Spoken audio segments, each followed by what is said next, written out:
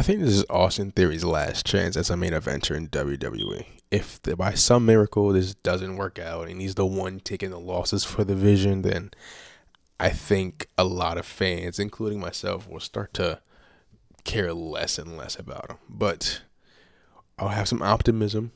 We'll see where this goes. I'm really loving it. And in the bronze, they are kind of not really rocking with him right now. We'll see where this goes going forward in the next couple episodes. But they definitely was not feeling him. They're kind of like, him? Really? I don't know. And you kind of saw that in the match a little bit in the main event. Let's talk about it. Main event was cool. It was like 10, 15-minute match. Nothing crazy. He won with a curb stomp. I don't know what that means. He keeps doing the curb stomp. I don't understand why he's doing that. We could be going somewhere where he's like a agent, like a double agent for Seth, until he gets back, and they do some kind of tag match, Braun and Bronson versus Seth and Austin. That could be cool. Kind of like a spy thing. That would be cool, but I think they're teasing something with that. They're doing that for a reason. I don't think he's gonna just change his entire moveset just so happen to be his finisher. Just happens to be a curb stomp. That'd be kind of weird. But we'll see. I'll have some optimism because this episode was pre-recorded, as you can see. It's.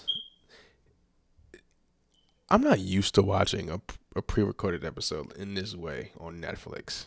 Like I heard it was like this on international, on SmackDown. Like if you have international Netflix or whatever, you can just watch it like that. I didn't. I don't have that. I'm in America, so I had to watch it on USA Network. So watching it this way is kind of weird. I'm not gonna lie to you. I kind of like it. Kind of hate it. Kind of weird. But this episode was kind of. They're on autopilot. You can easily tell Raw and SmackDown was kind of on autopilot until next week. They had a couple cool moments, but like most of it was just like filler. Like Rhea versus Asuka. That was a good match. I really enjoyed it. It was some slight shenanigans towards the end, but it was mostly a clean match. Asuka actually got a win, surprisingly, because for some weird reason they cannot allow them to win any matches when they're champ. I don't get that, but it is what it is. Like I said, they had the Becky Lynch thing. I enjoyed it. Maxine was low key cooking. I'm not gonna hold you. That might be the best promo of Maxine's career. I can't even lie to you. She was doing a thing. She has really, really improved this year. Shout out to her. Becky's doing her best Trump impersonation, going crazy, saying this is all conspiracy. Slight little brawl. Becky tapped. They're having a match, presumably.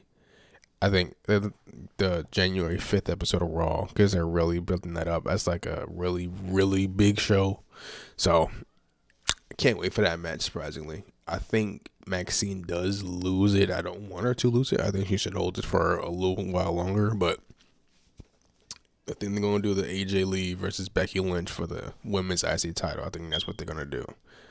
So, yeah. Speaking of like a title match, we have triple threat match next week for the women's championship. Stepping back here, Nikki Bella and Raquel Rodriguez. Nikki cut a promo. I'm not gonna hold you. It kind of sucked. Not gonna lie. It was nothing crazy. The Usos had a little promo package. They're like, "Yo, we the GOAT. Yada, yada, yada. We're the best tag team of all time. We're getting a tag team match next week for the championships."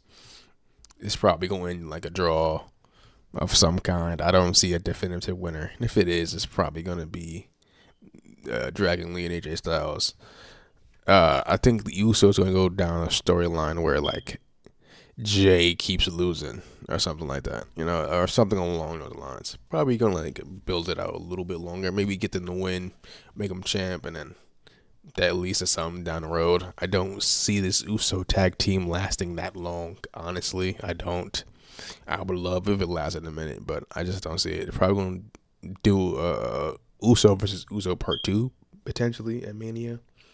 I don't know how intrigued I am for that, but we'll see. We had a Gunther promo once again. I wouldn't call it a promo. He kind of just stood there while he got booed and said, "Hey, why you mad at me? I ain't tap."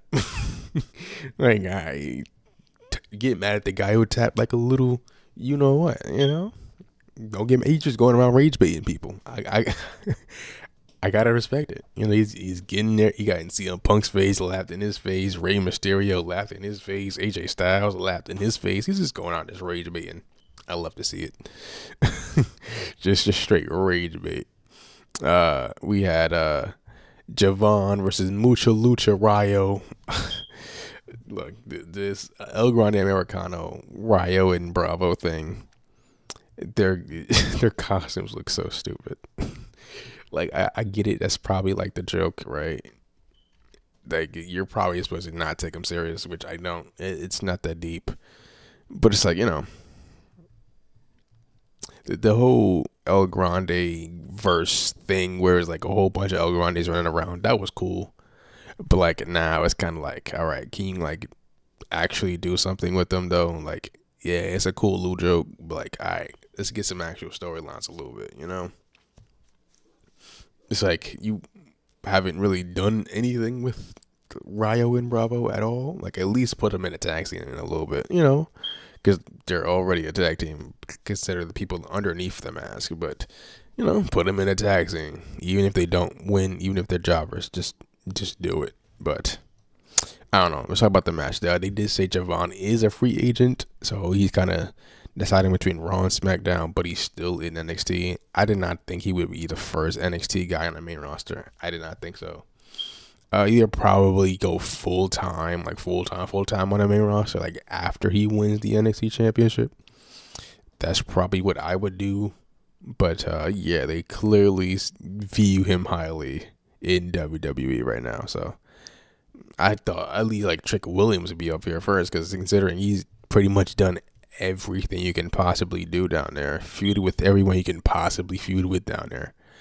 But I guess not. I guess he's gonna stay there a little bit longer, and we'll see, right? But yeah, the match itself, it was good. Some shenanigans, of course. It's El Grande. There's gonna be some shenanigans, but yeah, Javon won. Nothing crazy.